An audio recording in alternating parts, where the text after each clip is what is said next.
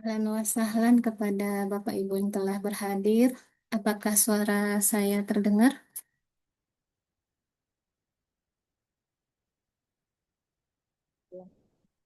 Bisa dengar, Kak. Alhamdulillah. Baiklah, ahlan wa sahlan kepada seluruh peserta kuliah perdana Komunitas Cinta Quran Medan Batch 7 yang diselenggarakan oleh Komunitas Cinta Quran Medan. Sebelum kita mulai, dimohon kesediaan Bapak Ibu untuk mengaktifkan video bagi yang tidak berhalangan dan menonaktifkan speaker selama acara berlangsung. Baiklah, Bismillahirrahmanirrahim. Assalamualaikum warahmatullahi wabarakatuh. Innal hamdalillah nahmaduhu wa nasta'inuhu wa nastaghfiruhu wa na'udzu billahi min sururi anfusina wa min sayyiati a'malina may yahdihillahu fala mudhillalah wa may yudlilhu fala hadiyalah. Asyhadu an la ilaha illallah wa asyhadu anna Muhammadar Rasulullah. Rabbi shrah li sadri wa yassir li amri wahlul 'uqdatam min lisani yafqahu qawli. Amma ba'd. Yang terhormat Pembina Komunitas Cinta Quran Medan, Ibu Endang Supriyati Eskom. Yang terhormat Ketua Komunitas Cinta Quran Medan, Ibu Devi Khairani Hasibun MKes. Yang terhormat pengurus Komunitas Cinta Quran Medan, para siswa dan siswi, dan seluruh Bapak Ibu yang berhadir pada ruang Zoom ini. Alhamdulillah, marilah kita senantiasa bersyukur kepada Allah yang dengan izin Allah lah kita dapat berhadir pada kuliah perdana Komunitas Cinta Quran Medan Batch 7 yang bertemakan proses tanpa henti, tahsin sebagai pondasi, tahfidz sebagai prestasi hati. Yang insya Allah akan dibersamai dengan Ustadz kita, Ustadz Luna Azam Zuhairi LC.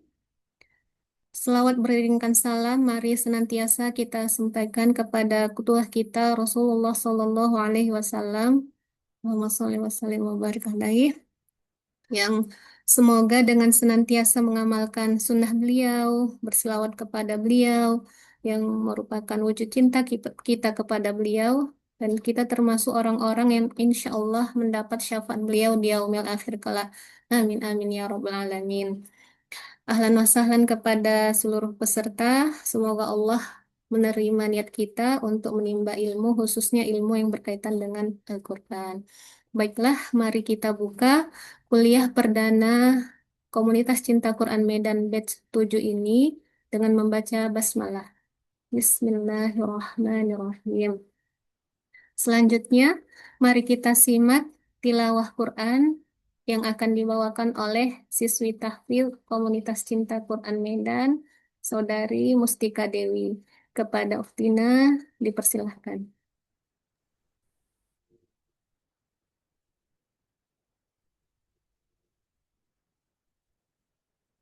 Terima kasih kepada Kak Safitri yang sudah memberikan tempatnya. Bismillahirrahmanirrahim.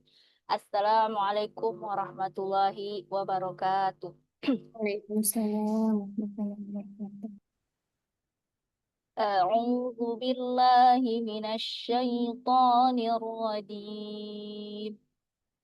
بسم الله الرحمن الرحيم. إن الذين يتلون كتاب الله وأقاموا الصلاة وأنفقوا مما رزقناهم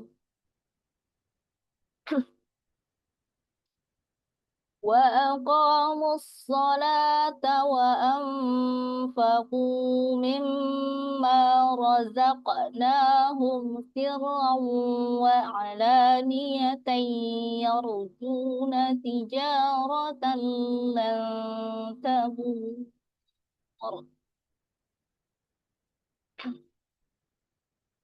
ليوفيهم أجورهم ويزيدهم من فضله إنه غفور شكور. والذي أوحينا إليك من الكتاب هو الحق مصدقا لما بين يديه هو الحق مصدقا لما بين يديه إن الله بعباده لخبير بصير.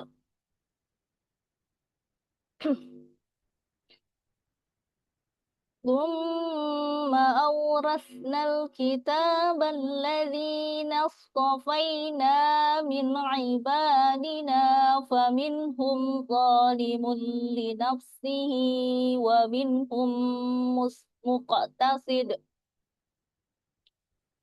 فمنهم ظالم لنفسه ومنهم مقتصد ومنهم سابق بالخيرات بإذن الله ذلك هو الفضل الكبير.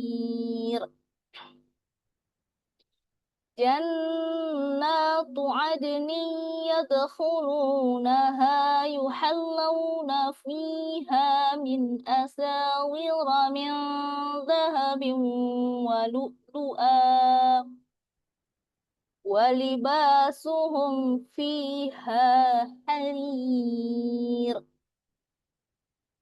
وقالوا الحمد لله الذي أذهب عنا الحزن إن ربنا لغفور شكور.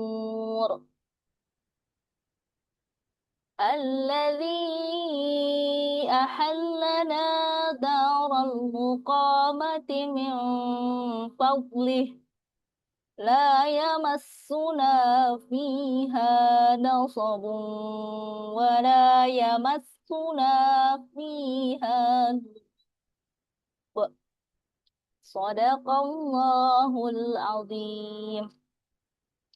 Aku berlindung kepada Allah dari godaan syaitan yang terkutuk dengan menyebut nama Allah yang Maha Pengasih lagi Maha Penyayang. Sesungguhnya orang-orang yang selalu membaca kitab Allah yaitu Al-Quran dan melaksanakan sholat dan menginfakkan sebagian rezeki yang kami anugerahkan kepadanya dengan diam-diam dan terang-terangan, mereka itu mengharapkan perdagangan yang tidak akan rugi. Agar Allah menyempurnakan pahalanya kepada mereka dan menambah karunia-Nya, sungguh Allah Maha Pengampun, Maha Mensyukuri. Dan apa yang telah kami wahyukan kepadamu Muhammad, yaitu kitab Al-Quran, itulah yang benar. Membenarkan kitab-kitab yang sebelumnya. Sungguh, Allah benar-benar maha mengetahui, maha melihat keadaan hamba-hambanya. Kemudian kitab itu kami wariskan kepada orang-orang yang kami pilih di antara hamba-hamba kami. Lalu di antara mereka ada yang menzalimi diri sendiri, ada yang pertengahan, dan ada pula yang lebih dahulu berbuat kebaikan. Dengan izin Allah, yang demikian itu adalah karunia yang besar. Mereka akan mendapatkan surga Aden. Mereka masuk ke dalamnya. Di dalamnya mereka diberi perhiasan gelang-gelang dari emas dan mutiara. Dan pakaian mereka di dalamnya adalah sutra. Dan mereka berkata, segala puji bagi Allah yang telah menghilangkan kesedihan dari kami. Sungguh, Tuhan kami benar-benar maha pengampun, maha mensyukuri. Yang dengan karunia-Nya menempatkan kami dalam tempat yang kekal yaitu surga. Di dalamnya kami tidak merasa lelah dan tidak pula merasa lesu. Maha benar Allah dengan segala firman-Nya. Lebih dan kurang mohon maaf. Assalamualaikum warahmatullahi wabarakatuh. Waalaikumsalam warahmatullahi wabarakatuh. Jazakillah khair kepada Dina Mustika Dewi. Semoga dengan dibacakan Al-Quran tadi, Allah turunkan sakinah kepada kita semua, senantiasa diliputi oleh rahmat Allah, dinaungi malaikat, dan disebut-sebut kebaikan-kebaikan yang kita lakukan oleh Allah Subhanahu wa Ta'ala di hadapan makhluk-makhluknya. Amin, amin, amin ya Rabbal Alamin. Baiklah, eh, Alhamdulillah, siswa-siswi komunitas Cinta Quran Medan bukan hanya ada di Medan, Sumatera Utara, tapi ada juga di Banjarmasin, Kalimantan Selatan, dan kota-kota lainnya. Mari kita saksikan video kegiatan komunitas Cinta Quran Medan dan capaian hafalan yang telah dicapai para siswa-siswi komunitas Cinta Quran Medan.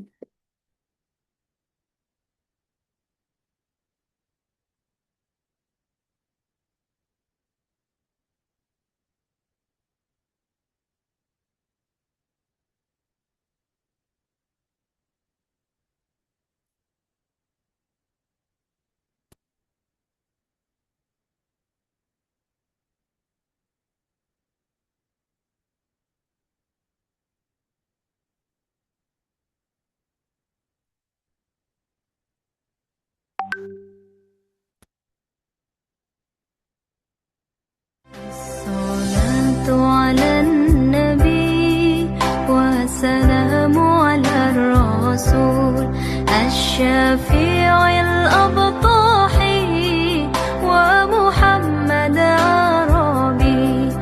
الصلاة على النبي والسلام على الرسول الشفيع الأبطح ومحمد. الصلاة على النبي والسلام على الرسول الشفيع الأبطح ومحمد عربي.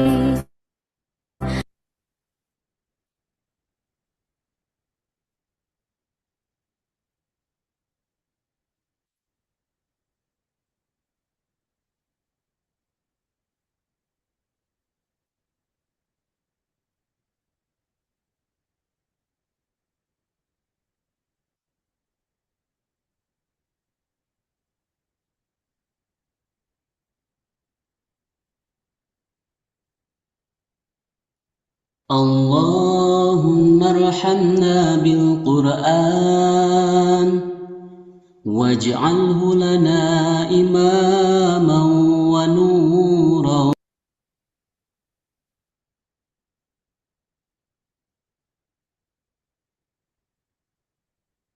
Baiklah, itulah sekilas kegiatan komunitas Cinta Quran Medan dan capaian para siswa-siswi komunitas Cinta Quran Medan. Kita lanjutkan ke kajian inti kita, kuliah perdana komunitas Cinta Quran Medan batch 7. Sebelumnya kita sapa terlebih dahulu Ustadz kita. Assalamualaikum warahmatullahi wabarakatuh, Ustadz. Waalaikumsalam warahmatullahi wabarakatuh. Ustadz kita sudah berhadir. Sebelumnya izinkan saya untuk membacakan kurikulum vitae beliau.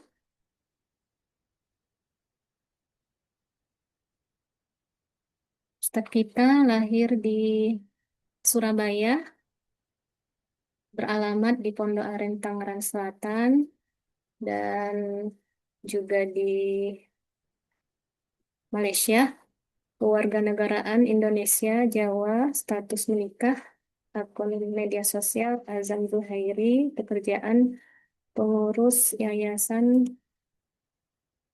guru ngaji online, agen travel haji dan umroh.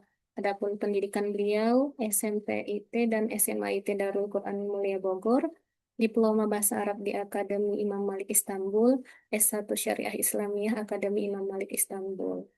Pengalaman organisasi beliau, Perhimpunan Pelajar Indonesia di Istanbul, Forum Lingkar Pena di Turki, Nusantara Kurusi, Klub Memanah dan Berkuda di Turki. Adapun pengalaman bekerja, Kepala Bidang Keagamaan di Yayasan Utsman bin Affan Surabaya, Ketua Mujalasah Quraniyah, Musyrik Quran di Halaqah Cinta Quran, Musyrik Quran di Komunitas Cinta Quran Medan, Agensi Haji dan Umroh San Diego, Privat Tour Guide di Turki.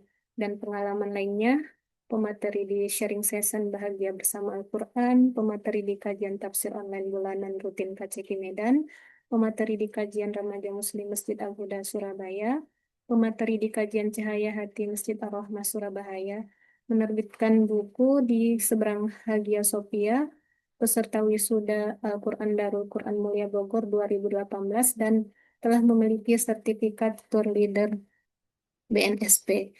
Itulah profil singkat beliau. Eh, Baiklah, mari kita simak kuliah perdana Komunitas Cinta Quran Medan batch 7 yang bertemakan proses tanpa henti tahsin sebagai pondasi, tahfidz sebagai prestasi hati. Kepada Ustazuna Azam Az-Zuhairi LC, waliyatafaddal mashkurun. Baik. Bismillahirrahmanirrahim. Assalamualaikum warahmatullahi wabarakatuh. Waalaikumsalam. Innal hamdalillah nahmaduhu wa nasta'inuhu wa nastaghfiruh wa na'udzu billahi min shururi anfusina wa min sayyiati a'malina may yahdihillahu fala mudilla lahu wa may yudlil fala hadiyalah. Asyhadu an la ilaha illallah wa asyhadu anna Muhammadan abduhu wa rasuluh. Allahumma arhamna bil Qur'an. Allahumma arhamna bil Qur'an waj'alhu lana imaman wa nuran wa hudan. Allahumma dzakkirna minhu ma nasina wa 'allimna minhu ma jahilna warzuqna tilawatahu ana al-laili wa atrafan nahar. Amin amin ya rabbal alamin. Amma ba'd. Terima kasih banyak atas waktunya pada malam hari ini. Sebelumnya marilah kita sama-sama mengucapkan rasa syukur kita kepada Allah Subhanahu wa taala yang masih terus tanpa hentinya memberikan kita begitu banyak kenikmatan. Nikmat yang kita rasakan secara langsung, nikmat yang kita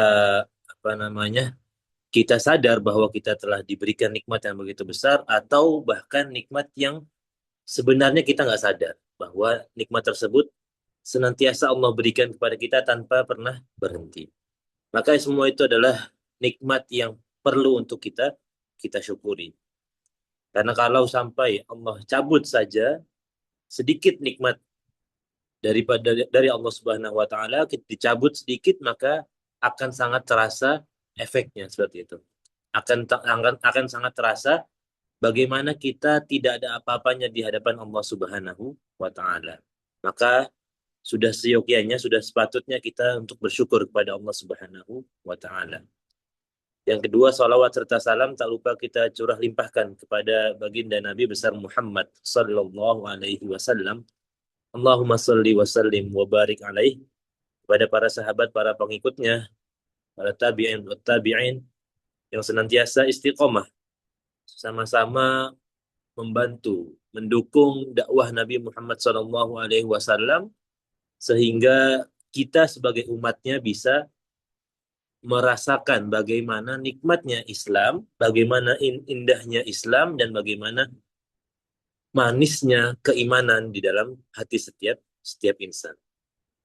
Maka sudah sepatutnya kita mengucapkan Allahumma sholli wa sallim wa barik alaih selaku umatnya yang sangat mengharapkan syafaat dari Nabi Muhammad di hari akhir kelak, karena rasanya kalau hanya mengandalkan ibadah yang kita lakukan, hanya mengandalkan amal soleh yang kita perbuat, yang kita kerjakan, rasanya berat untuk kita bisa sama-sama masuk ke dalam surganya Allah.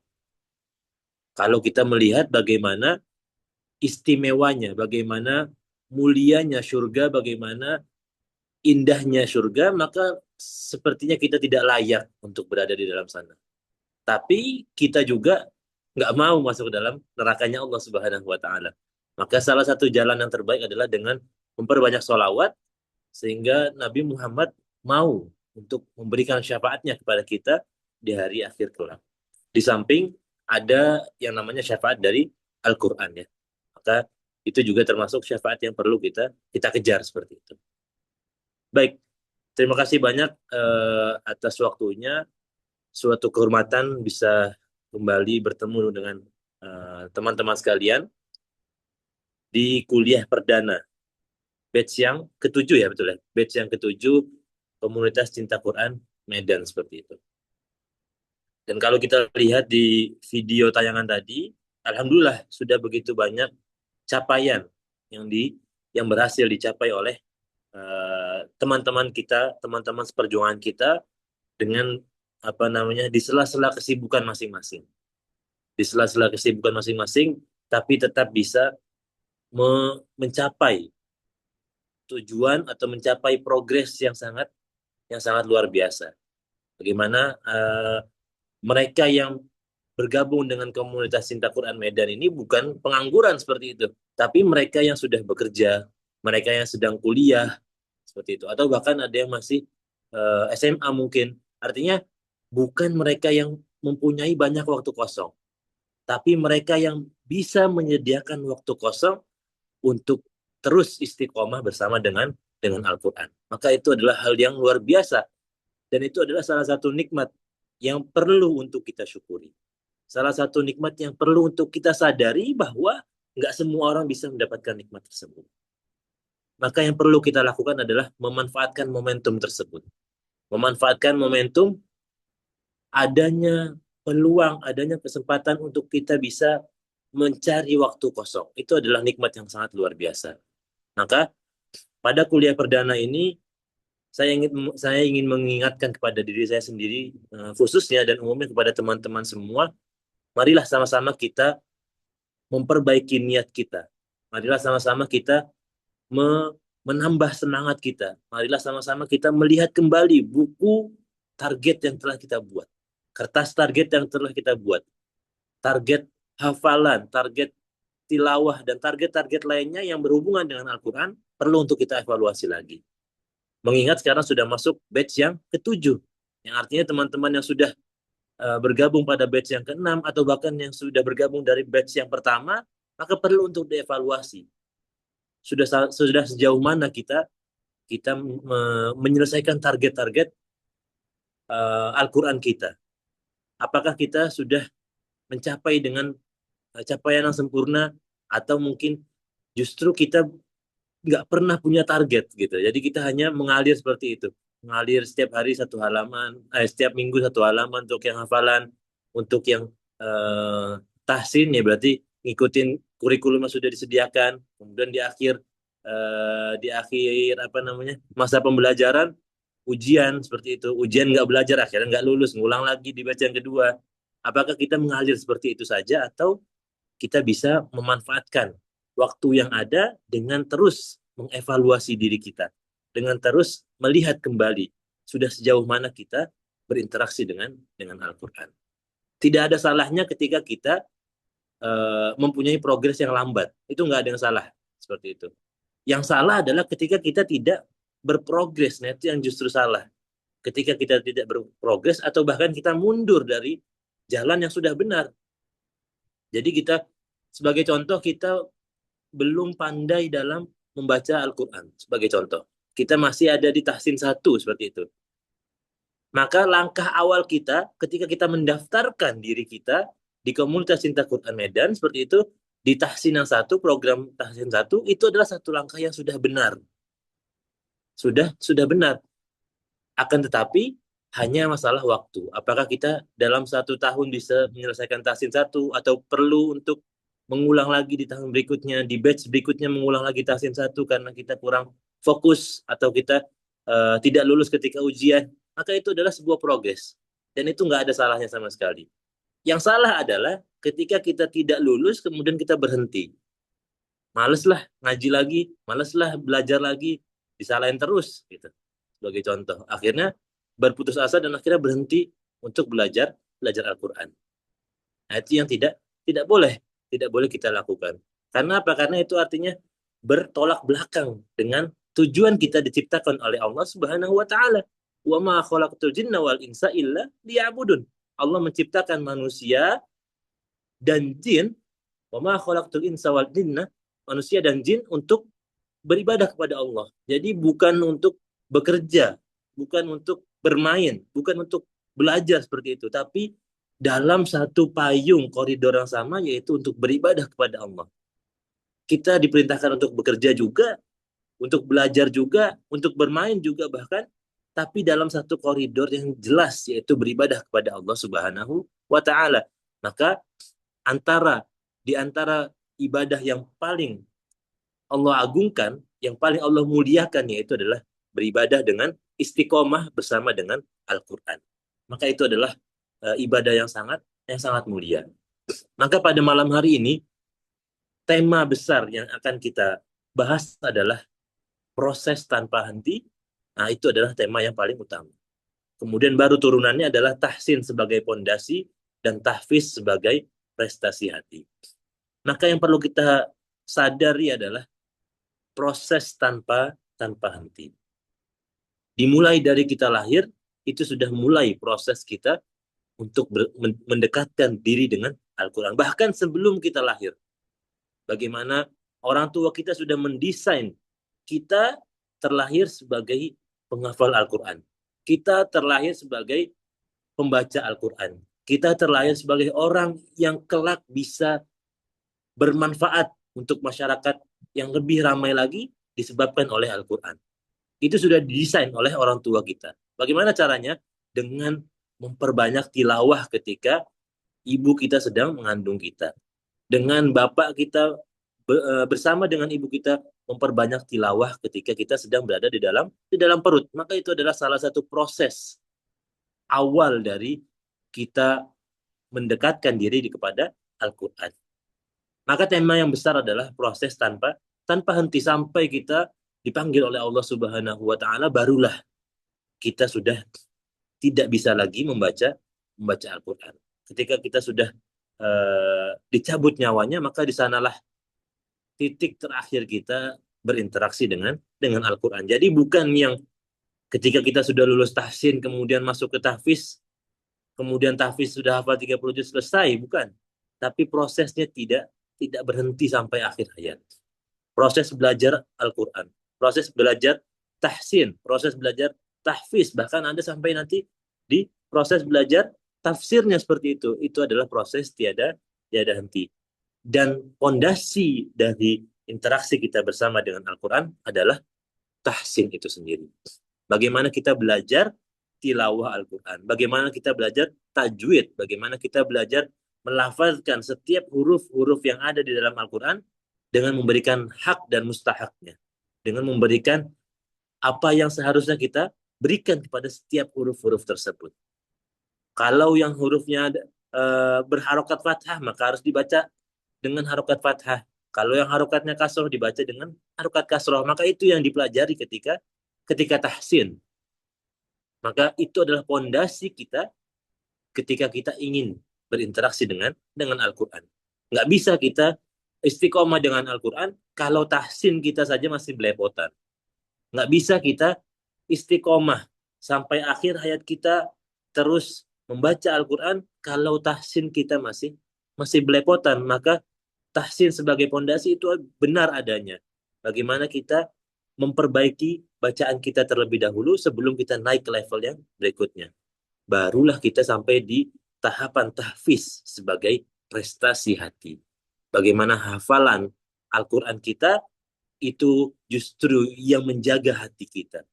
Bagaimana hafalan yang kita miliki itu justru yang menjadi prestasi bagi diri kita sendiri, di samping kita terus belajar untuk memperbaiki hati kita, yaitu dengan memurojaah apa yang sudah kita miliki. Maka sebelum kita masuk ke pembahasan tersebut, ada baiknya untuk kita mengetahui apa pengertian dari Al-Quran yang kita sebut dari tadi seperti itu. Yang kita terus-terusan sebut apa yang dimaksud dengan Al-Quran itu sendiri. Maka para ulama telah menyampaikan bahwa Al-Quran huwa kalamullah ta'ala al-mu'jiz al-munazzalu ala sayyidina Muhammadin sallallahu alaihi wasallam biwasitati Jibril alaihi salam al-manqul ilaina bitawatir al-muta'abbad bitilawatih al-mabdu' bi suratil Fatihah wal mukhtatim bi suratin Nas. Nah, apa artinya? Nah, itu ada di slide berikutnya. Apa itu Al-Quran? Al-Quran adalah perkataan Allah, kalamullah, perkataan Allah. Maka dengan adanya kalimat atau pernyataan bahwa Al-Quran adalah perkataan Allah, maka selain daripada perkataan Allah, itu tidak akan pernah masuk ke dalam kategori Al-Quran. Perkataan hewan tidak bisa dimasukkan ke dalam kategori Al-Quran. Perkataan tumbuhan tidak bisa dimasukkan ke dalam kategori Al-Quran. Bahkan perkataan manusia itu juga tidak bisa masuk ke dalam kategori Al-Quran. Maka kalau ada manusia yang membuat ayat-ayat yang mirip dengan Al-Quran, maka itu bisa dipastikan bukan bagian dari Al-Quran. Karena syarat utama dari Al-Quran itu adalah kalamullah, perkataan Allah Subhanahu wa Ta'ala. Bahkan Nabi sekalipun tidak bisa membuat ayat Al-Quran. Jadi kalau perkataan Nabi itu masuknya ke dalam hadis, bukan masuk ke dalam Al-Quran. Jadi kalau Nabi bersabda, nah itu maksudnya adalah hadis Nabi SAW, bukan Al-Quran. Maka yang membedakan antara hadis dengan ayat Al-Quran adalah kalau ayat Al-Quran secara kalimat, secara penulisan, dan secara makna itu 100% dari Allah Subhanahu wa Ta'ala. Tapi kalau hadis An-Nabawi itu secara kalimatnya itu berdasarkan dari Nabi Muhammad SAW. Walaupun secara makna itu berdasarkan dari Allah Subhanahu wa Ta'ala, karena semua yang diucapkan oleh Nabi Muhammad SAW itu semuanya atas wahyu dari Allah Subhanahu wa Ta'ala. Tapi yang membedakan adalah ketika Nabi mengucapkan suatu perkataan, maka kalimat yang dipilih oleh Nabi, ayat-ayat atau perkataan yang dipilih oleh Nabi itu adalah hadis Nabi SAW, bukan Al-Quran. Maka itu yang membedakan Al-Quran dengan hadis An-Nabawi. Maka syarat yang pertama adalah kalamullah, perkataan Allah Subhanahu wa Ta'ala. Al-Mu'jiz, yang merupakan sebuah mukjizat bagi Nabi Muhammad SAW. Al-Quran adalah sesuatu atau bacaan yang begitu sempurna. Begitu sempurna dengan segala mukjizat di dalamnya. Ada mukjizat lugawi, secara bahasa seperti itu ya. Jadi ketika Al-Quran diturunkan di kalangan orang-orang Arab, maka mukjizat bahasa atau kehebatan bahasa yang dipilih oleh Allah Subhanahu wa Ta'ala itu sangat luar biasa. Bagaimana semua para syu'ara atau para ahli syair seperti itu, atau kalau di zaman sekarang mungkin para sastrawan seperti itu. Para sastrawan Arab pada zamannya itu sudah mengakui bahwa apa yang ada di dalam Al-Quran itu bukan karya manusia. Apalagi karya Nabi Muhammad. Yang mana Nabi Muhammad itu adalah umyun ya, seperti itu ya. Tidak bisa membaca dan tidak bisa menulis. Maka bagaimana bisa seorang Nabi Muhammad itu membuat suatu karangan, suatu karya yang berupa Al-Quran yang secara diksi dan secara sastra itu sangat luar biasa. Maka sastrawan Arab pada masa itu sangat mengakui bahwa Al-Quranul Karim itu bukan buatan manusia. Maka kemudian mukjizat dari Al-Quran yang lain adalah bagaimana kita sama-sama tahu ya, begitu banyak orang yang masuk Islam, berpindah agama dari kekafiran menuju kepada Islam disebabkan oleh Al-Quran. Dan yang paling kita ingat adalah bagaimana kisah Umar bin Khattab. Bagaimana kerasnya Umar bin Khattab, bagaimana beraninya Umar bin Khattab, yang pada saat itu niat Umar bin Khattab adalah ingin membunuh Nabi Muhammad. Tujuannya hanya satu, yaitu ingin membunuh Nabi Muhammad SAW ketika masih dalam keadaan kafir ya. Kita sama-sama tahu cerita itu. Kemudian berpindah agama, akhirnya melemah hatinya, melembut hatinya disebabkan oleh lantunan ayat suci Al-Quran surat Toha. Maka itu adalah di antara mukjizat yang Allah hadiahkan kepada kita sebagai kaum Nabi Muhammad SAW berupa Al-Quranul Karim. Dan di antara yang sangat luar biasa adalah bagaimana Al-Quranul Karim kekal dan bersifat abadi sampai hari kiamat kelak. Berbeda dengan kitab-kitab Allah yang lain.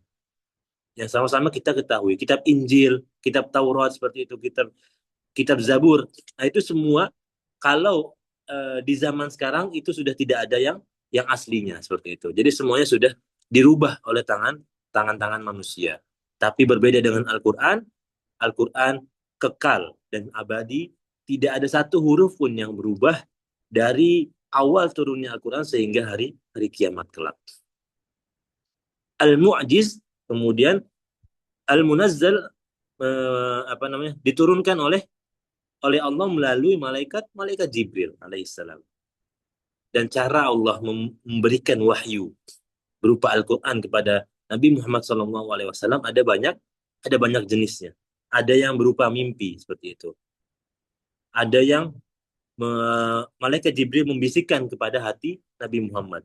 Dan ada juga yang malaikat Jibril hadir ke dunia menyerupai manusia. Yang mana kita ketahui bagaimana tentang wahyu dari Allah Subhanahu wa taala tentang bab keimanan dan keihsanan seperti itu. Itu contoh lain dari malaikat Jibril menyerupai manusia ketika berjumpa dengan Nabi Muhammad SAW. Kemudian Al-Quran diturunkan secara berangsur-angsur. Nah, ini ada beberapa pendapat ya. Ada yang mengatakan bahwa Al-Quran diturunkan secara melalui 3 tahapan. Tahapan yang pertama adalah Allah Subhanahu wa taala memberikan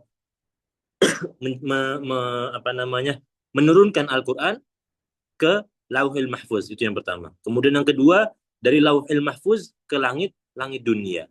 Kemudian yang ketiga, dari langit dunia Allah turunkan melalui malaikat Jibril disampaikan kepada Nabi Muhammad SAW. Tapi ada beberapa pendapat lain yang mengatakan bahwa hanya ada dua tahapan. Bagaimana Allah menurunkan Al-Quran, yang pertama dari Lauhil Mahfuz ke langit dunia, kemudian dari langit dunia kepada Nabi Muhammad SAW. Itulah yang menyebabkan ada perbedaan. Jadi kalau orang yang nggak paham itu, dia akan kebingungan. Loh, katanya Al-Quran diturunkan pada bulan Ramadan. Syahrul Ramadan alladzi unzila fihi Al-Quran. Katanya Al-Quran turun pada bulan Ramadan. Tapi kok di sini disebutkan Al-Quran diturunkan secara berangsur-angsur. Nah, itu maksudnya gimana? Nah, itu yang orang awam yang belum belajar Al-Quran. Maka di sini saya jelaskan bahwa menurut pendapat ulama, Al-Quran yang disampaikan pada ayat Syahrul Ramadan alladzi unzila fihi Al-Quran, bulan Ramadan adalah bulan diturunkannya Al-Quran. Maksudnya adalah Allah menurunkan Al-Quran secara sempurna, satu kitab Al-Quran dari Lauhil Mahfuz, dari tempat singgasananya Allah Subhanahu wa taala, diturunkan ke langit dunia.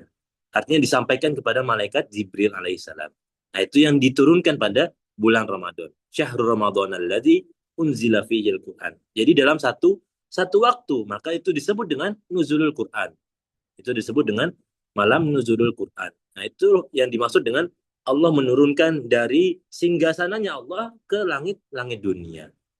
Barulah yang dimaksud dengan berangsur-angsur adalah ketika malaikat Jibril alaihissalam itu memberikan kepada Nabi Muhammad SAW secara berangsur-angsur.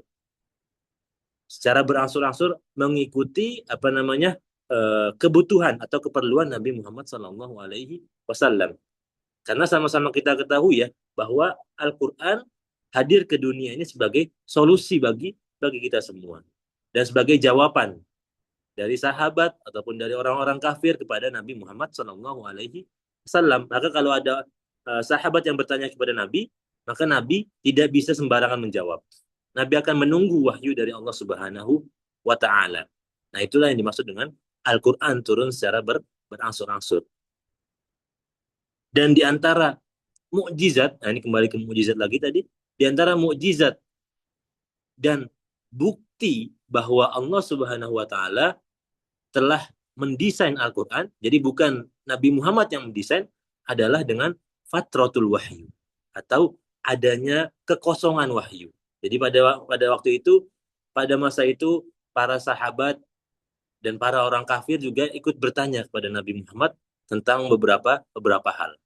Kemudian Nabi Muhammad tidak bisa menjawabnya dan menunggu wahyu dari Allah Subhanahu wa taala yang tak kunjung datang. Jadi wahyunya itu nggak datang-datang. Rasulullah sampai sedih. Kenapa Allah nggak ngasih jawaban sampai sekarang seperti itu? Maka orang-orang kafir mengatakan kepada Nabi Muhammad, wahai Muhammad, kami semua tahu bahwa engkau sedang bersedih karena Allah telah menjauhimu. Allah telah meninggalkanmu. Buktinya apa? Buktinya adalah Allah tidak lagi memberikan wahyu kepadamu. Maka setelah disampaikan perkataan demikian, barulah Allah kembali memberikan wahyu. Jangan sedih wahai Muhammad, sesungguhnya aku tidak meninggalkanmu, tapi mereka lah orang-orang kafir yang sedang tersesat dan jauh dariku. Ya, itu adalah bukti bahwa Al-Quran bukan buatan Nabi Muhammad, karena Nabi Muhammad sendiri ada satu masa yang nggak bisa memberikan ayat seperti itu karena Allah belum memberikan wahyunya. Maka Al-Quran diturunkan secara berangsur-angsur dan diturunkan kepada Nabi Muhammad SAW, dan kita sebagai umatnya mengamalkan atau menjadikan Al-Quran sebagai ibadah kita hanya ada dengan satu cara. Apa itu? Yaitu dengan tilawah, dengan membacanya. Jadi kalau ibadah sholat itu dengan gerakan ya. Kalau ibadah sholat itu dengan gerakan. Kalau infak itu dengan memberikan sebagian harta yang kita miliki. Kalau puasa dengan nggak ngapa-ngapain. Artinya kita dengan menahan diri kita, itu sudah dihitung dengan ibadah puasa. Tapi kalau Al-Quran nggak bisa.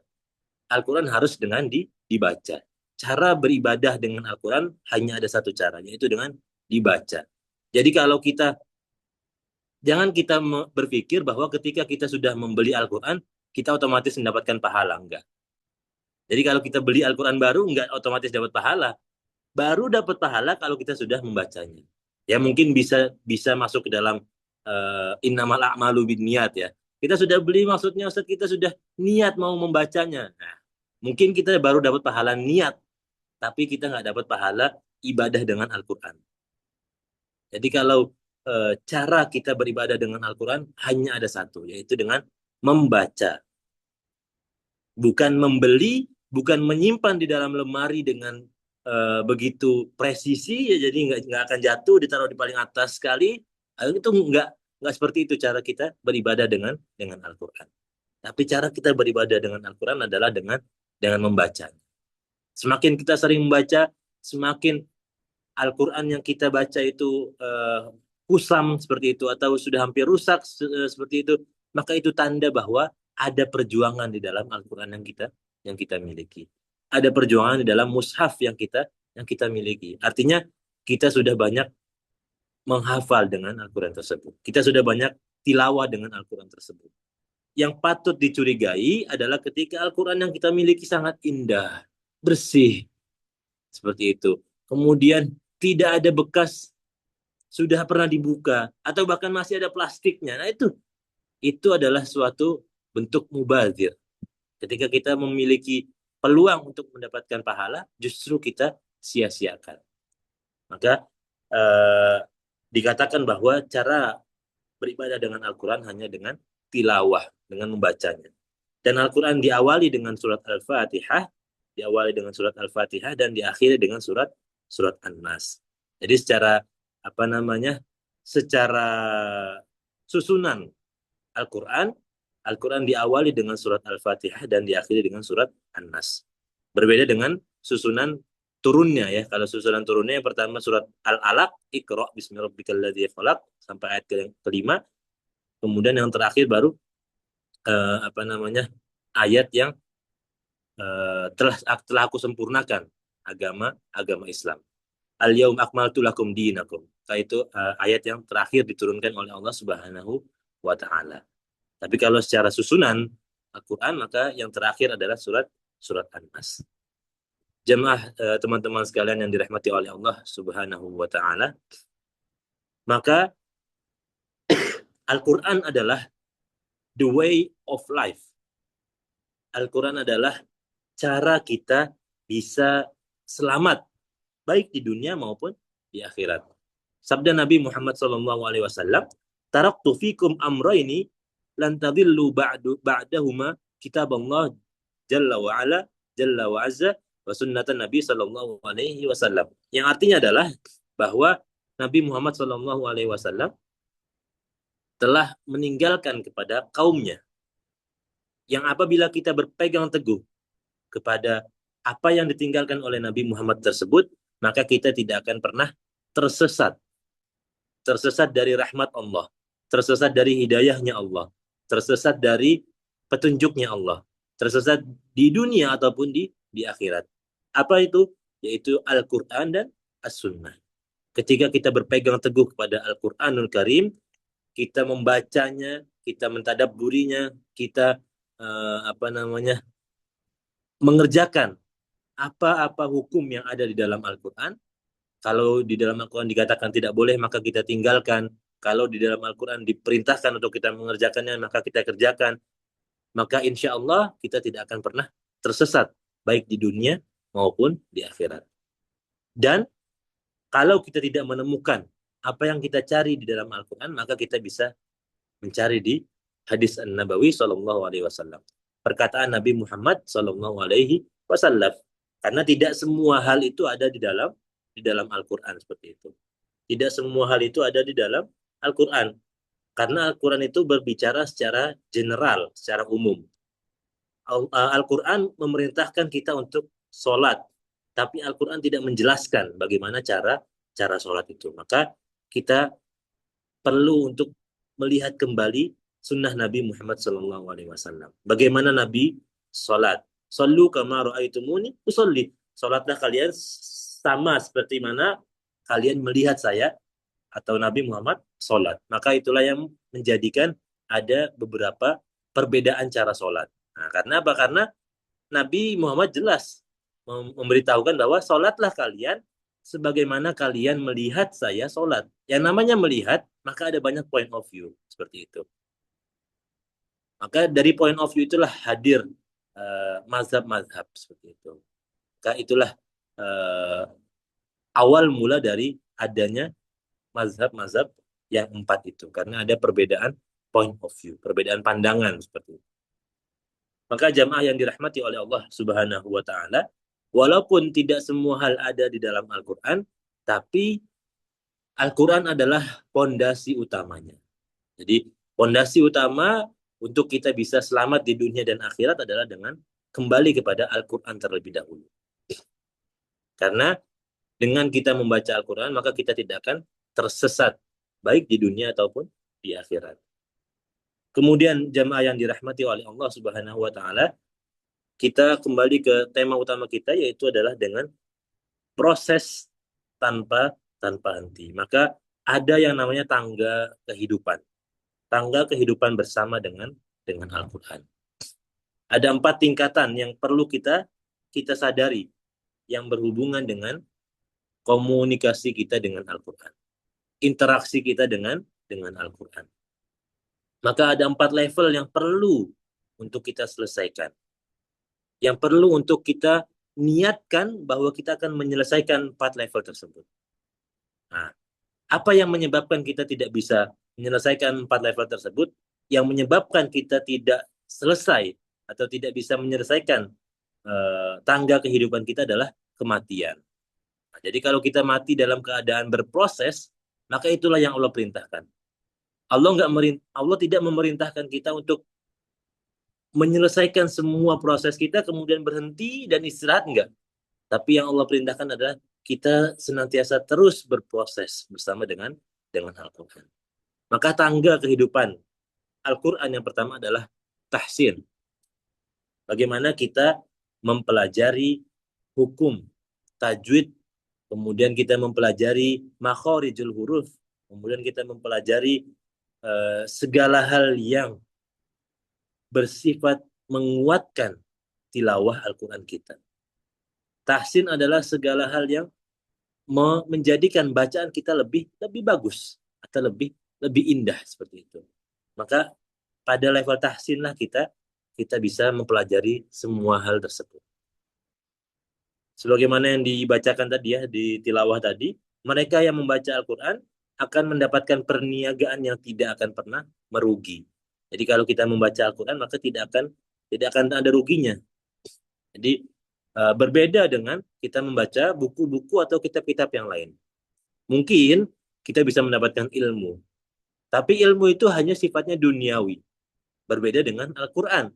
Kalau kita membaca Al-Quran, Apalagi kalau membaca dengan mengetahui maknanya atau terjemahnya atau bahkan tafsirnya, maka kita tidak hanya mendapatkan akhirat saja, tapi kita bisa juga mendapatkan dunia.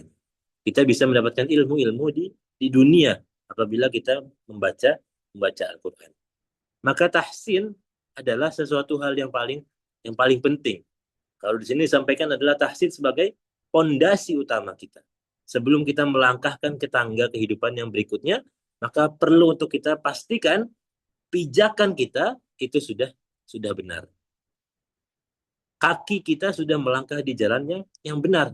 Karena apa? Karena kalau kita salah dalam mempelajari tahsin seperti itu, kalau kita salah dalam menyebutkan huruf-huruf dalam Al-Quran, maka kedepannya itu bisa berakibat fatal.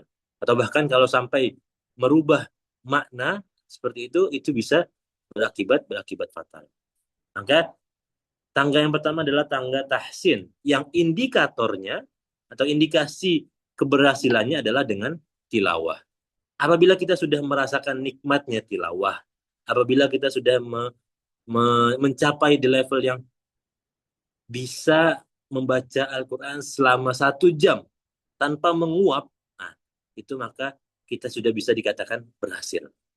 Tapi kalau kita baru membaca Al-Quran 10 menit, kemudian ada WhatsApp masuk, kemudian kita buka WhatsApp dulu, kemudian buka TikTok dulu, nah, itu bisa dipastikan kita belum mencapai level tahsin yang sempurna.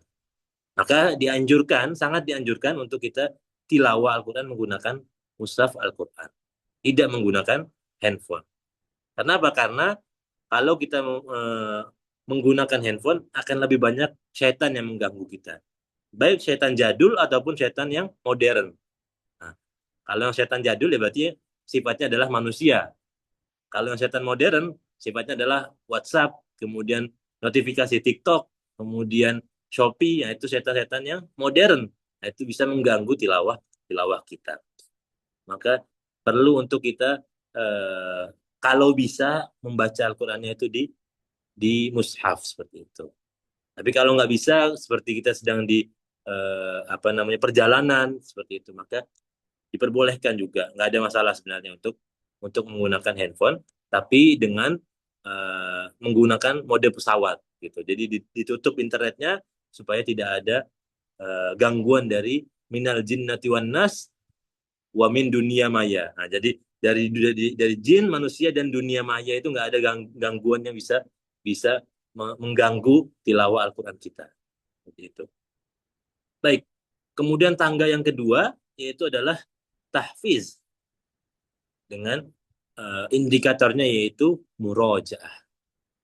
Jadi setelah kita sudah berhasil menaiki tangga tahsin kita sudah berhasil menaiki tangga tilawah kita, maka kita coba untuk perlahan-perlahan menghafalkan apa yang ada di dalam Al-Quran. Kenapa kita harus menghafal Al-Quran? Disampaikan bahwa al-mahiru bil Quran ma'as safaratil kiramil bararah. Orang yang mahir dalam membaca Al-Quran, maka dia akan bersama dengan para malaikat, bersama dengan para anbiya, bersama dengan para penghafal Al-Quran yang lainnya seperti itu. Indikator dari al-mahiru bil Quran, dikatakan mahir dalam berkomunikasi dengan Al-Quran, itu bukan hanya di level tangga yang pertama. Jadi menurut ulama, sebagian ulama mengatakan bahwa al-mahiru bil Quran itu bukan di level tahsin. Jadi bukan mereka yang bacaannya bagus, bukan mereka yang tilawahnya bagus, nadanya bagus, cengkoknya bagus, bukan. Tapi al-mahiru bil Quran adalah mereka yang menghafal Al-Quran.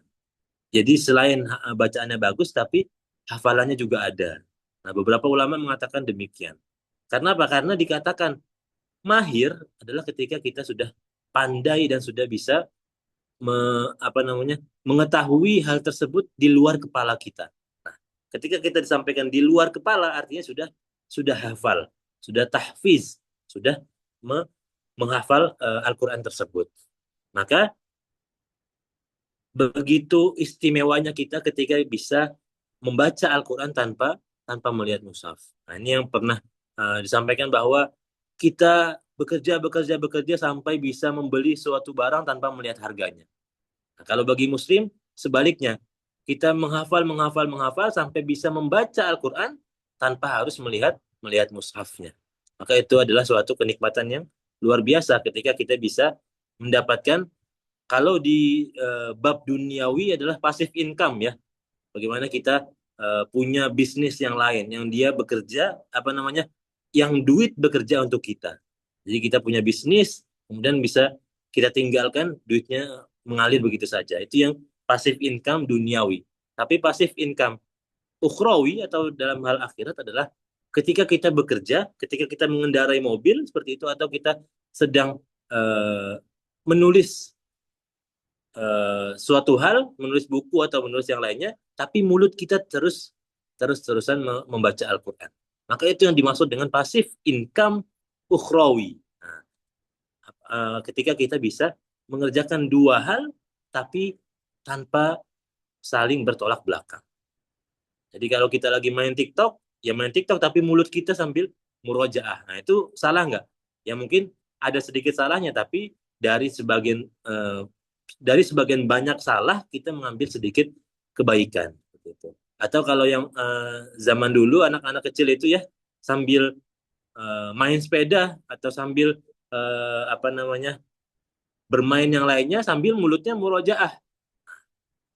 Itu artinya bisa mendapatkan passive income ukhrawi, yaitu dengan hafalan Al-Quran yang kita miliki. Kalau kita nggak punya hafalan, ya nggak bisa kita mendapatkan passive income. Harus dengan membaca mushaf seperti itu. Itu agak berat seperti itu, karena harus memegang Al-Quran, kemudian dengan wudhu dulu dan lain sebagainya. Tapi kalau punya hafalan, kita cukup mengucapkan saja, kita bisa mendapatkan pahalanya. Kemudian setelah kita sudah berhasil menjejaki tangga yang kedua, yaitu tangga tahfiz, maka kita pelan-pelan masuk ke dalam tangga yang ketiga. Nah, untuk masuk ke tahapan yang ketiga, itu tidak perlu kita menyelesaikan 30 juz kita terlebih dahulu. Artinya nggak perlu kita nunggu hafiz dulu, nunggu hafal 30 juz dulu baru boleh tadabbur, nggak perlu. Tapi kalau kita ada waktu kosong, atau kalau bisa kita mengosongkan waktu kita dalam seminggu sekali aja. Dalam seminggu sekali, misalkan di weekend, kita coba buka mushaf, kemudian kita random aja. Random baca ayatnya dan baca terjemahannya, seperti itu. Nah, kalau dirasa menarik, bisa ditambah dengan membaca tafsirnya. Tinggal pilih. Sudah banyak ulama yang menyediakan berbagai macam tafsir, seperti itu. Tafsir Ibnu Katsir ada, kemudian tafsir-tafsir yang lainnya juga tersedia. Tinggal kita milih mau yang seperti apa. Karena setiap ulama memiliki point of view-nya masing-masing. Ada yang point of view-nya dakwah, seperti itu. Ada yang point of view-nya memberikan tafsir secara modern, secara lembut. Ada yang secara keras, syadid, seperti itu. Nah, itu tinggal kita pilih mau ambil kitab tafsir yang mana. Maka dengan mentadabburi apa yang kita sudah baca, apa yang kita hafal, maka indikatornya adalah kita menjadi orang Islam, orang beriman yang memiliki ketenangan jiwa. Dan keimanan kita akan terus bertambah. Karena apa? Karena yang tadinya kita hanya menghafal tanpa tahu apa yang kita ucapkan, jadi kita ngomong dalam bahasa Arab terus, kan Al-Quran dalam bahasa Arab ya. Kita ngomong terus dalam bahasa Arab berulang kali tanpa kita tahu artinya, akhirnya ada rasa bangga ketika kita, oh maksudnya ini, oh artinya ini apa yang kita sudah hafal, seperti itu. Maka ada rasa puas hati, ada ketenangan jiwa yang bertambah ketika kita membaca terjemah atau tadabbur dari makna Al-Quran ayat per ayatnya. Maka itulah tangga kehidupan yang ketiga, yaitu dengan mentadabburi dan memaknai setiap ayat yang sudah kita hafal. Maka di antara program Ramadan yang saya rasa menarik untuk kita sama-sama buat di dalam rumah kita masing-masing adalah, selain kan kalau biasanya itu one day one juice ya, nah kita coba untuk one day, kalau one juice kayaknya kebanyakan untuk tadabbur one day one juice. Mungkin satu hari satu halaman seperti itu untuk tadabburnya. Jadi membaca terjemahnya, membaca tafsirnya, membaca sebab turunnya surat, sebab turunnya ayat seperti itu. Maka itu hal yang menarik dan itu menunjang atau beriringan dengan tema kita pada malam hari ini, yaitu proses tanpa henti. Jadi setelah selesai di level tahfiz, maka proses berikutnya adalah proses memahami, proses memaknai apa yang sudah kita baca setiap hari. Maka dengan tadabbur kita terus berproses dengan Al-Quran. Barulah setelah kita menyelesaikan tadabbur kita, menyelesaikan hafalan kita, menyelesaikan tahsin kita, dan kita mengulang 3 tangga kehidupan itu, maka kita akan sampai di level yang tertinggi, yaitu ketakwaan kepada Allah Subhanahu wa Ta'ala. Bagaimana mungkin orang yang benar-benar bacaannya bagus, kemudian hafalannya lancar, dan tahu setiap ayat yang dia baca itu maksudnya apa, artinya apa, bagaimana mungkin mereka bisa berani untuk bermaksiat kepada Allah Subhanahu wa Ta'ala. Bagaimana mungkin orang yang hafal 30 juz, 30 juz ini bukan sedikit, 30 juz ini banyak. Bagaimana mungkin mereka yang telah menghabiskan waktu untuk menghafal Al-Quran 30 juz, kemudian membaca tadabburnya, tafsirnya, terjemahnya sebanyak 30 juz, kemudian mereka masih tidak takut untuk berbuat maksiat, maka itu adalah sesuatu hal yang kontradiktif. Kecuali ada penyakit-penyakit yang memang mereka tidak sadari. Artinya mereka nggak tahu mereka itu ngafal untuk apa. Mereka nggak tahu mereka mentadabburi ayat itu untuk apa. Maka itu yang dimaksud dengan penyakit hati. Yang sedikit demi sedikit akan merusak hafalan Al-Quran dan merusak kualitas mereka dengan Al-Quran. Maka ketakwaan kepada Allah Subhanahu wa Ta'ala akan menjadi tujuan akhir kita, akan menjadi poin terakhir kita ketika kita senantiasa berjalan atau senantiasa menaiki tangga kehidupan bersama dengan Al-Quran. Maka jamaah yang dirahmati oleh Allah Subhanahu wa Ta'ala, ketika kita sudah sampai di level yang tertinggi nanti, suatu saat nanti ketika kita sudah sampai di ketakwaan yang sebenar-benarnya takwa, ketakwaan yang bisa menjadikan kita senantiasa tunduk dan patuh kepada perintah Allah Subhanahu wa Ta'ala, maka kita perlu mensyukuri hal tersebut. Kita perlu menjaga kenikmatan yang telah Allah berikan kepada kita. Karena tidak semua orang bisa mendapatkan kenikmatan tersebut. Hanya orang-orang terpilihlah yang Allah izinkan untuk berinteraksi dengan Al-Quran. Betul bahwa Al-Quran itu adalah kitabnya orang Islam. Tapi nyatanya tidak semua orang Islam Allah berikan kenikmatan untuk berinteraksi dengan Al-Quran. Ada yang belum Allah berikan nikmat tersebut, atau bahkan na'udzubillah ada yang telah Allah berikan dan telah Allah cabut juga kenikmatan berinteraksi dengan Al-Quran. Maka kita yang sedang berada di dalam kenikmatan tersebut, ada baiknya untuk kita bersyukur, ada baiknya untuk kita sadar dan kita bisa memanfaatkan nikmat tersebut, sehingga ketika tiba masanya, ketika kita sudah sampai di ujung hayat kita, kita sedang berada di tangga kehidupan yang tidak ada akhirnya. Jangan sampai kita loncat dari tangga kehidupan dan akhirnya kita meninggal dalam keadaan su'ul khotimah. Na'udzubillahi min dzalik. Semoga kita bisa termasuk dalam orang-orang yang mendapatkan predikat husnul khotimah. Baik jemaah yang dirahmati oleh Allah Subhanahu wa Ta'ala, kalau ada yang mengatakan bahwa ibadah terpanjang adalah pernikahan, ya. Pernikahan adalah ibadah yang terpanjang. Tapi bagi saya Al-Quran adalah ibadah yang terpanjang.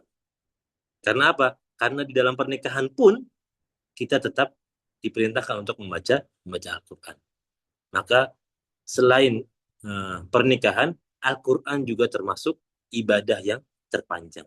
Seperti yang saya sampaikan tadi, bahkan sebelum kita lahir, itu sudah ada peluang untuk kita beribadah dengan Al-Quran. Yaitu melalui wasilah orang tua kita yang senantiasa membacakan Al-Quran ketika kita berada di di dalam perut. Maka disampaikan Al-Quran adalah ibadah yang terpanjang minal wiladah, dari ketika kita lahir ila nihayah, sampailah kita di ujung akhir, di ujung hayat kita, kita harus senantiasa istiqomah bersama dengan Al-Quran sehingga kita masuk ke dalam kategori al-mahiru bil Quran, dan di akhir hayat kita, di akhir sebelum kita masuk ke surga, kita mendapatkan syafaat dari Al-Quran itu sendiri.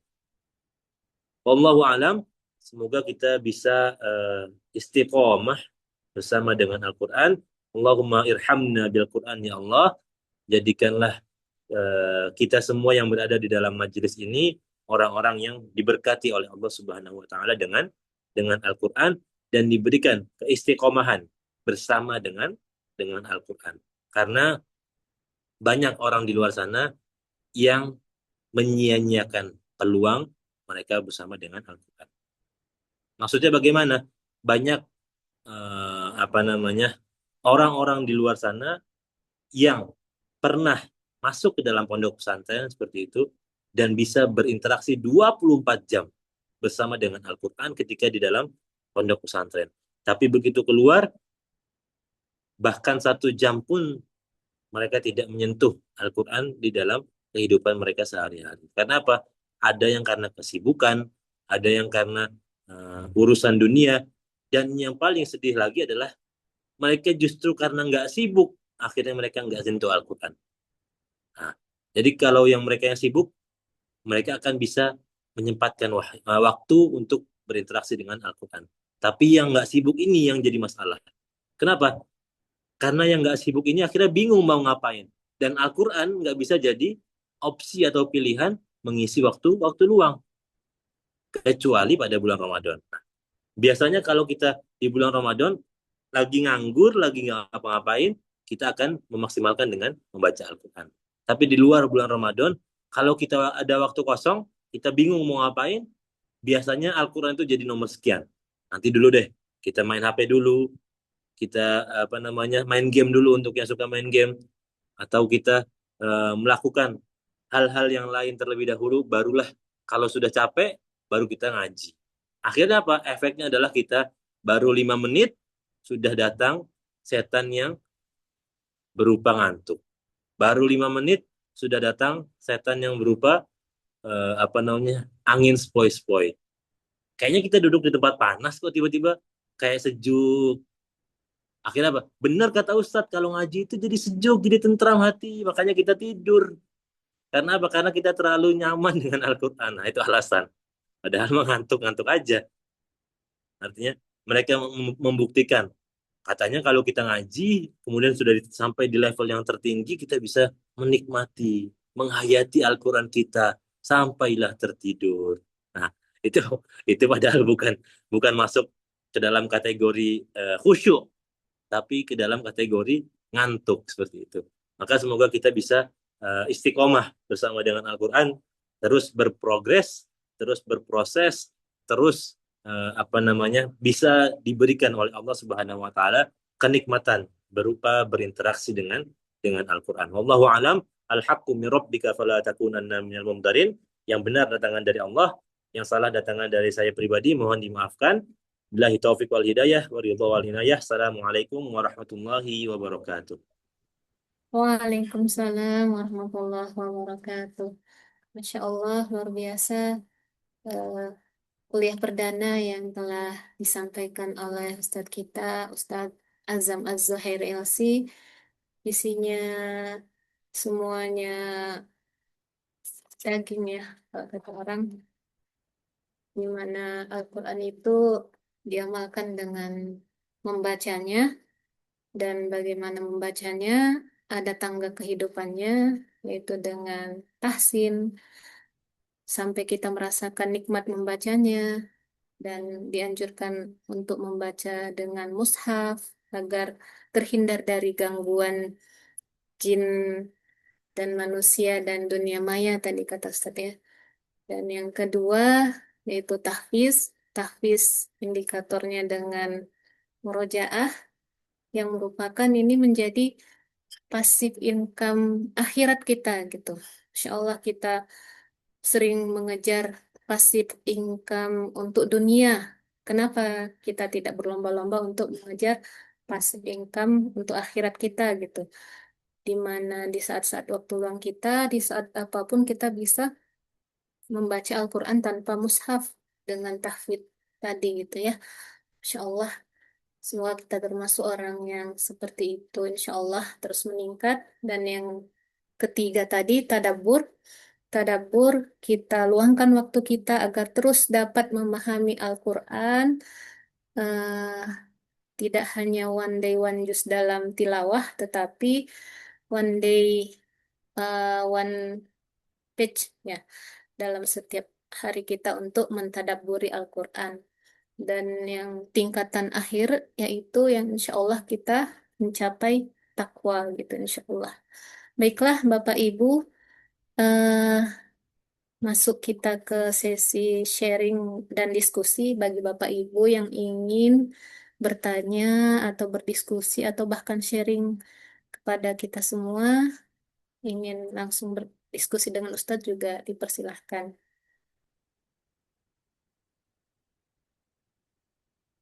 Baik Ustadz, ini ada pertanyaan di kolom chat dari Dr. Sri Hadri Jatika.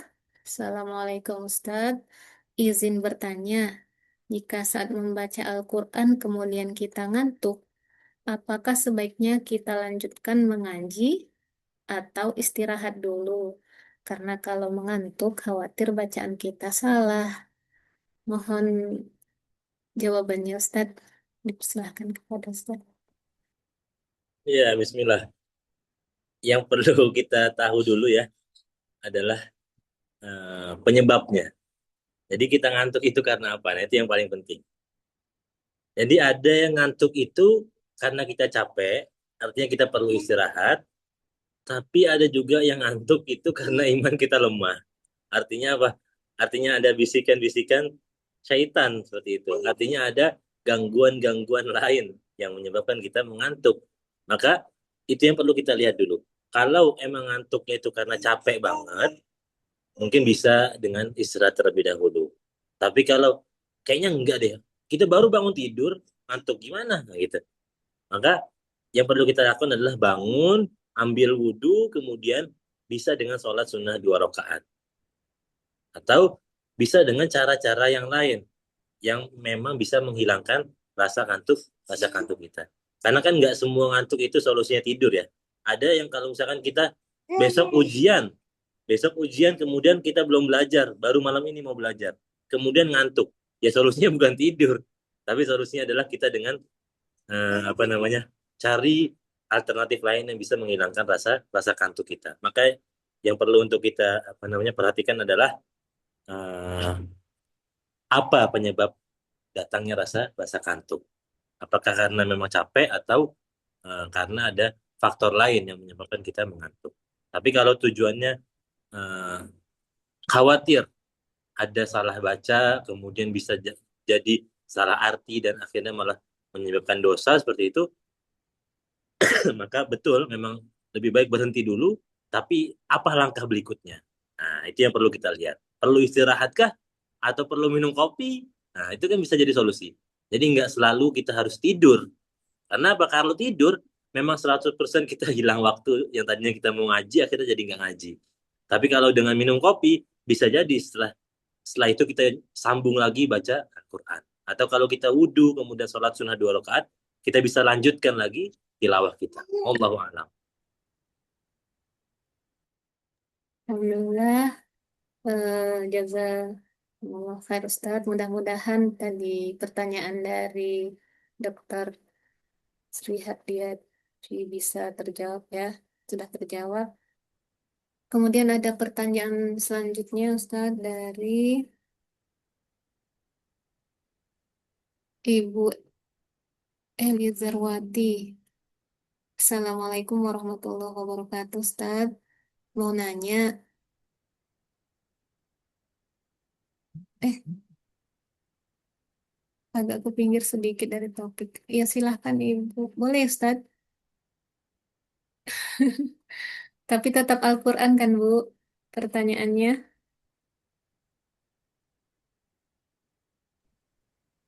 Ya, kalau apa namanya masih dalam koridor yang saya ketahui, insya Allah saya coba jawab. Tapi kalau saya tidak ada ilmunya, saya nggak berani jawab juga. Iya, silahkan Ibu boleh mau langsung bertanya atau ditulis di kolom chat juga boleh. Boleh ya langsung ya. Oh iya boleh, silahkan Ibu. Assalamualaikum warahmatullahi wabarakatuh, Ustadz. Dengar suara saya, Bu? Ya, waalaikumsalam warahmatullahi wabarakatuh. Silakan. Oh, begini, Ustadz. Oh, saya pernah dengar dari ceramah-ceramah kan, kalau kita habis subuh baca Quran, atau kita habis subuh taklim sampai terbit fajar, kita sholat Isra, itu pahalanya sama dengan umroh gitu kan. Jadi saya mau menerapkan itu, tapi saya masih ragu begini. Jadi saya coba habis subuh, saya baca Quran, terus udah 1 jam setelah subuh, saya sholat Isra. Jadi kalau misalnya saya udah sholat Isra, apakah saya sholat duha lagi? Itu pertanyaannya Ustadz. Oh, boleh menambahkan pengalaman pribadi pertanyaan Ibu Dokter yang pertama?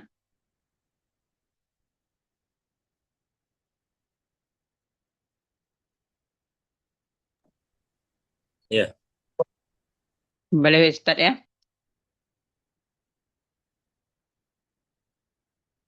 Pengalaman saya kalau misalnya habis subuh itu kalau baca Quran ngantuknya minta ampun itu. Kelewatan. Tapi saya ngetesnya ngantuknya gini. Kalau saya pegang HP baca WhatsApp, kalau tidak ngantuk berarti itu ngantuknya dari setan bukan karena lelah ya kan. Itu biasanya saya berwudu mensiasatinya. Itu aja. Terima kasih Ustadz. Assalamualaikum warahmatullahi wabarakatuh. wassalamualaikum Mohon warahmatullahi dijawab wabarakatuh. Ustadznya. Ya, jazakumullah khairan atas ininya apa namanya solusinya tadi, apa namanya bantuan tambahan. Jawaban untuk yang soal soal dari pertanyaan dari dokter siapa tadi? Ya, baik. Kemudian untuk sholat duha tadi ya, biasanya Ya Ustadz.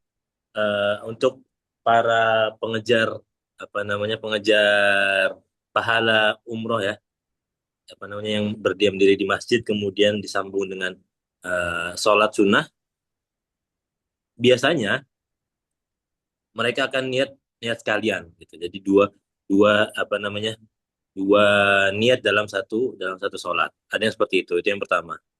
Yang kedua, ada juga yang eh, melakukan sholat duhanya itu dikasih jeda waktu terlebih dahulu. Nah, itu juga ada. Atau ada juga yang ketiga yaitu dengan sholat duhanya itu nanti benar-benar di waktu duhanya gitu.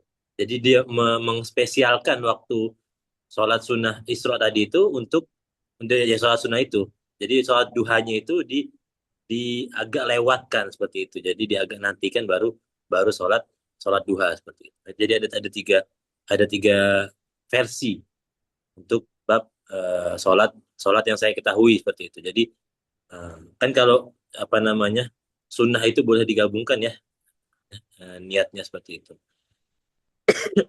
Allah alam mungkin ada yang bisa menambahkan yang sudah biasa apa namanya melaksanakan ibadah tersebut, yang sudah biasa sholat Isra, apakah masih sholat sunnah sholat duha juga, artinya langsung sholat duha setelah itu, atau ada yang dinantikan sholat duhanya seperti itu. Karena ada beberapa pilihan. Allahu a'lam. Jazakallah Ustadz.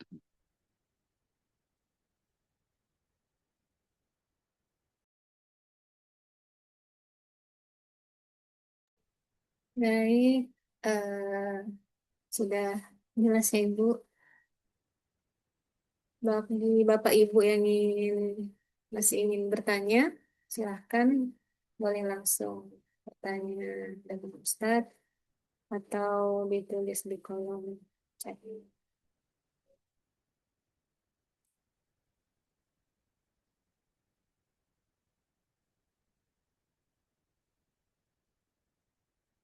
Atau boleh juga sharing-sharing pengalaman ketika tahsin atau tahfiz untuk memotivasi siswa atau siswi lainnya, boleh sampaikan juga.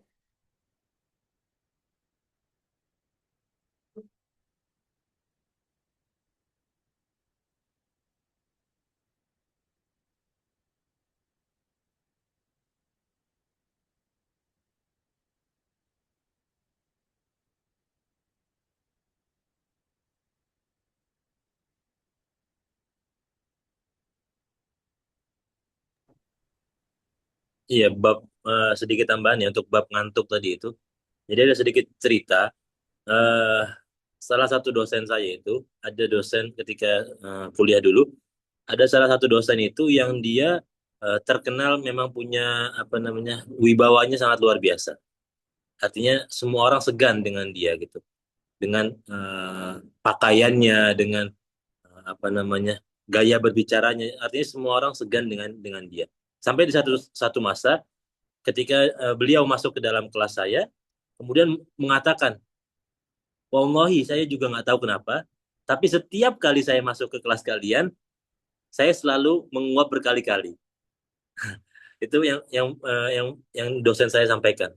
Artinya eh, bahkan dosen saya itu dia nggak ada rasa ngantuk sama sekali sebelum masuk ke dalam dalam ruangan kelas tersebut. Tapi begitu masuk, tiba-tiba langsung ada rasa ngantuk seperti itu. Nah, itu yang apa namanya sebagai contoh bahwa kadang itu ngantuk itu bukan karena kecapean, tapi setelah diselidiki kenapa kok setiap kali masuk kelas kalian saya selalu ngantuk ya. Ternyata setelah apa namanya dibandingkan ya, setelah kita sama-sama semua membandingin setiap kelas masing-masing, ternyata kelas saja itu apa namanya jendelanya itu sedikit seperti itu, artinya nggak terbuka lebar dan jumlah pelajarnya itu ramai, yang menyebabkan jadi kita kesulitan untuk bernafas. Artinya oksigen yang tersedia itu rebutan gitu. Istilah kasarnya adalah rebutan oksigen. Makanya jadi setiap kali masuk kelas itu selalu nguap gitu. Dan kalau nguap itu memang biasa efeknya adalah tambahannya, efek sampingnya itu adalah jadi ngantuk seperti itu. Nah, itu yang apa namanya bisa menjadi salah satu indikator kenapa kok tiba-tiba nguap seperti itu. Makanya biasa di mobil juga kan kalau bawa mobil perjalanan jauh gitu ya, biasanya akan nguap seperti itu. Karena apa? Karena emang kacanya itu tertutup dan hanya ada AC yang menyala. Artinya oksigennya lama-kelamaan semakin menipis. Nah, itu bisa juga sebagai salah satu yang diperhatikan. Jangan-jangan kita duduk atau ngajinya itu di tempat yang tertutup banget gitu sampai akhirnya jadi menguap. Dan menguapnya itu bukan karena ngantuk tapi karena kekurangan oksigen. Dan satu lagi, jangan kita ngaji di dekat orang yang nguap karena nguap itu menular. Satu orang nguap maka satu kelas nguap semua. Itu faktanya seperti itu. Kalau ngelihat satu orang nguap maka nggak tahu rasanya kayak pengen nguap aja tiba-tiba. Nah, gitu. Dan ini mungkin kita semua sama-sama mengalami gitu. Jadi kita nggak ada rasa ngantuk, tapi kadang ngelihat orang di samping kita nguap, tiba-tiba jadi pengen nguap juga. Dan itu apa namanya biasanya terjadi di kajian-kajian subuh. Kajian-kajian subuh biasanya di beberapa masjid itu jamaahnya itu jamaah yang laki ya biasanya itu nyender ke dinding, ke tembok seperti itu, nyender ke tembok dan saling berhadap-hadapan karena ustadznya ada di depan, kemudian mereka nyender di pinggir-pinggir. Nah, awalnya semua jamaah itu sungkan atau berusaha untuk jangan sampai tidur, jangan sampai tidur. Karena kalau udah tidur, artinya satu masjid akan ngelihat dia tidur. Karena bentuknya kayak lingkaran gitu, melingkar. Awalnya mereka berusaha sedemikian rupa supaya nggak ngantuk seperti itu. Tapi entah gimana akhirnya ada satu orang yang bodoh amat, adalah biarin tidur-tidur. Akhirnya satu orang tertidur. Dikarenakan ada satu orang yang tertidur, akhirnya banyak bapak-bapak yang lain, oh ternyata kalau tidur itu everything is gonna be okay. Artinya kalau dia tidur nggak ada masalah apa-apa. Akhirnya, apalah, nggak usah dipaksain. Kalau ngantuk tidur juga. Akhirnya satu bapak tidur juga. Yang lain pun ngeliat, lah itu tidur. Akhirnya ikut tidur juga. Akhirnya apa? Akhirnya 50% dari jamaah masjid tidur semua. Dan yang menarik adalah, ternyata dari semua orang yang awalnya sungkan untuk tidur, akhirnya sampai di level yang ustadznya sungkan untuk negur yang tidur. Jadi karena sungkan, akhirnya semuanya jadi mayoritas tidur semua. Karena apa? Karena sungkan. Padahal harusnya ustadznya itu negur orang-orang yang tidur. Jangan tidur. Ini lagi kajian atau bagaimana gitu. Tapi karena ustadznya sungkan juga, akhirnya banyak orang-orang yang tidur. Maka itu perlunya ada circle atau lingkungan yang bisa mendukung kita untuk tidak mengantuk ketika ketika tilawah. Jadi kalau ada anak-anak kita, atau kalau ada suami kita, ada istri kita, cobalah ajak untuk sama-sama berjuang bareng. Tapi pastikan bahwa dia juga punya visi yang sama. Jangan sampai justru dialah setannya. Nah, itu jangan sampai. Kita ngajak suami kita, ayo ayah, ayo pak, kita ngaji bareng gitu. Habis subuh, jangan langsung tidur gitu. Contohnya lagi liburan. Jangan langsung tidur, kita ngaji dulu. Ayo, ayo, ayo, ayo. Baru ngaji 5 menit, ngeliat ke samping, sudah tidur. Yang tadinya kita semangat jadi ikut ikut ngantuk karena ngelihat suami kita atau istri kita tidur di samping kita. Maka itu juga bisa menjadi faktor yang menjadikan kita ngantuk juga ketika membaca Al-Qur'an. Maka benar, posisi menentukan prestasi itu benar. Kalau ngaji jangan terlalu berada di tempat yang nyaman. Kalau belajar nggak apa-apa di tempat yang nyaman, tapi kalau ngaji jangan terlalu nyaman. Nyaman boleh, tapi jangan terlalu nyaman. Karena efek dari terlalu nyaman akhirnya jadi ngantuk. Wallahu a'lam. Alhamdulillah, jazakumullah khair, Ustaz. Eh, Bapak Ibu yang masih ingin bertanya, masih boleh satu kesempatan lagi.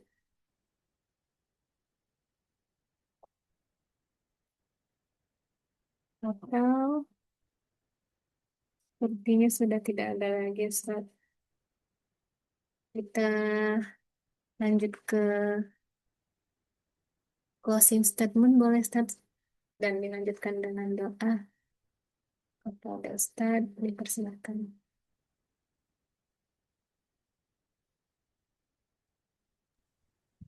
Ya, bismillahirrahmanirrahim.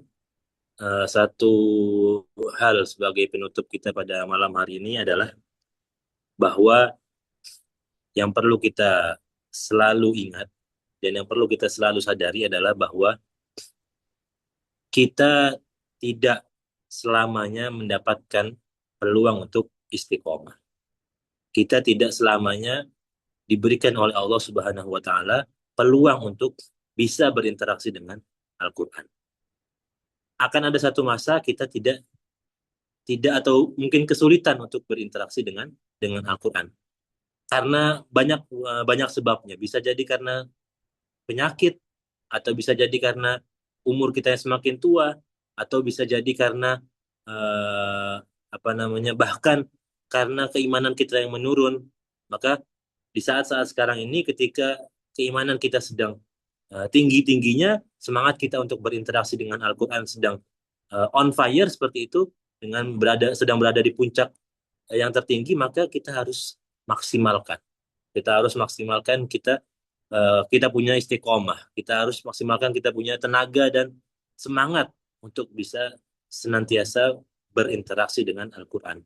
Karena tidak ada yang bisa menjamin hari ini kita atau malam ini kita ikut kuliah perdana bersama komunitas Cinta Quran Medan, tidak ada yang bisa menjamin besok kita masuk kuliah perdana apa lagi gitu. Semoga kita bisa terus meyakinkan diri kita bahwa kita adalah orang Islam, kita orang yang beriman kepada Allah, kita percaya bahwa di antara jalan menuju surganya Allah adalah dengan berinteraksi dengan Al-Quran.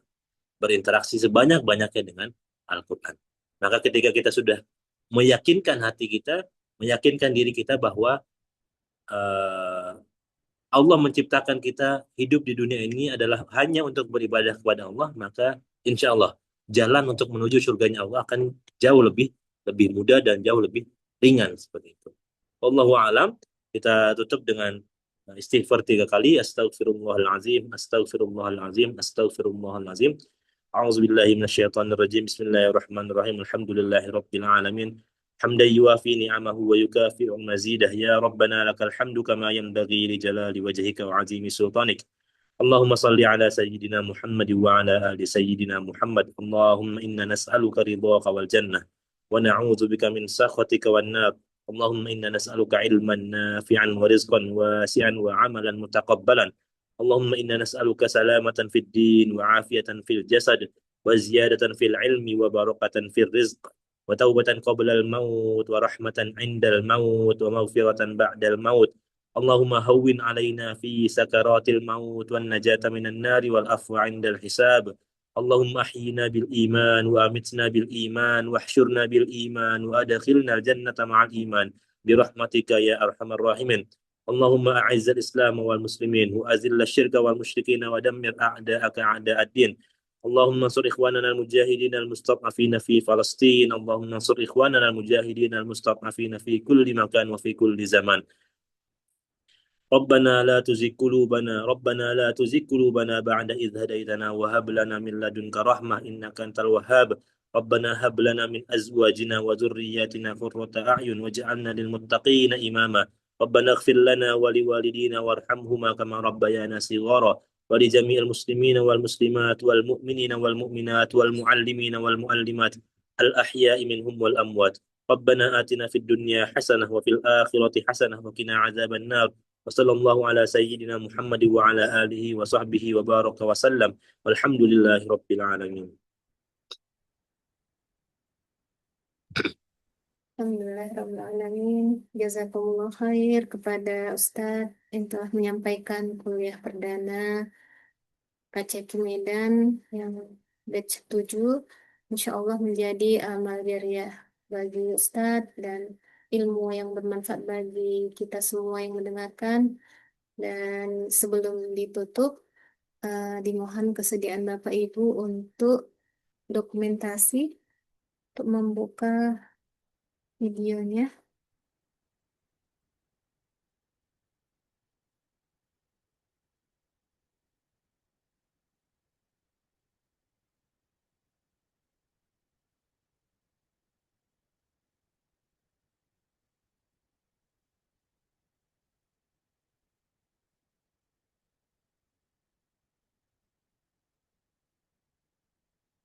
Silakan. Baik, 1, 2, 3. Alhamdulillah, jazakumullah khair kepada semua yang telah berhadir, kepada Ustadz. Insya Allah kita bertemu lagi di kegiatan selanjutnya. Afwan minkum atas salah dan hilaf dari kami selaku panitia. Mohon maaf lahir batin. Wabillahi taufiq wal hidayah. Assalamualaikum warahmatullahi wabarakatuh. Waalaikumsalam warahmatullahi wabarakatuh. Terima kasih semuanya. Izin live. Assalamualaikum. Assalamualaikum. Waalaikumsalam.